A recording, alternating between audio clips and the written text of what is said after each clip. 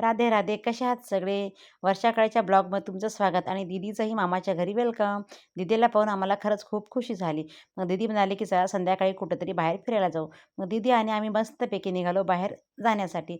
आता बाहेर जाण्यासाठी निघालो. बाईला मस्त काखेत घेऊन घेऊन मी थकली. आई कितीही मॉडर्न झाली तर मुलांना काखेत घेण्याची सवय काही मात्र बदलत आहे. तिथून निघालो थेट आम्ही इंटिमेट ज्वेलरी शॉपवर व्हिजिट करण्यासाठी. काकाच्या दुकानात गेल्यानंतर वेगवेगळ्या व्हेरायटीचे क्लोचर वगैरे पाहिले आणि बाईला मात्र हे घेऊ का ते घेऊ सुरू झालं होतं. खूप छान आणि रिझनेबल प्राईसमध्ये इथं ज्वेलरी वगैरे तुम्हाला अवेलेबल आहे. पाहू शकता. खरंच खूप छान वाटलं आम्हाला इथं आल्यानंतर. बाईने मात्र काकाला 15-20 मिनिटामध्ये एवढं परेशान केलं, की एकही कस्टमर हँडल करू दिला नाही. लगेच मग काकाच्या दुकानातून निघालो, की दीदीला घ्यायचे होते कपडे. मग काय आमच्या सई मॅडमला एवढा मोठा कपड्याचा ढीग टाकला. मात्र एकही ड्रेस काही पसंत पडणार. शेवटी कोणते तरी कपडे आम्ही चॉईस केले आणि लगेच निघालो आम्ही खाऊ गल्लीमध्ये. पोटामध्ये कावळे बाहेर गेले, की एवढे उड्या मारतात, की त्यांना कसं समजतं काय माहिती, की बाहेर आलो आहे आम्ही म्हणून.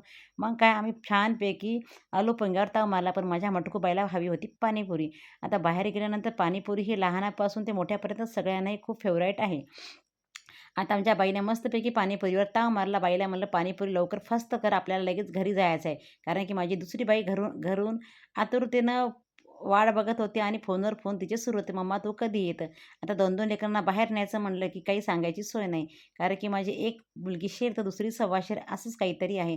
मग काय मस्तपैकी पाणीपुरी घेतली की लगेच गेलो अतुल काकाच्या दुकानात. आता तिथं कशाला म्हणसाल तर तुम्ही म्हणाल, "हे काय सुरू आहे?" आमच्या बाईच्या कानातलं नेहमी काही ना काही हरवतं.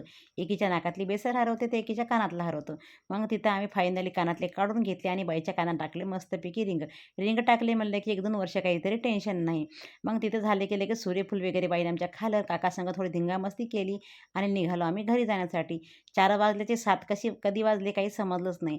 संध्याकाळचं वातावरण खरंच खूप छान होतं. मग लगेच ऑटोमध्ये बसलं की माझ्या बाईला पुन्हा लागली भूक. माझ्या बाईने पुन्हा सूर्यफुलाची पॅकेट काढलं आणि माझी बाई मस्तपैकी सूर्यफुलाच्या गाडीत बसल्या-बसल्या आनंद घेत होती. असा होता ब्लॉग. कसा वाटला कमेंट करायला विसरू नका. सबस्क्राईब करा. Tata, bye bye.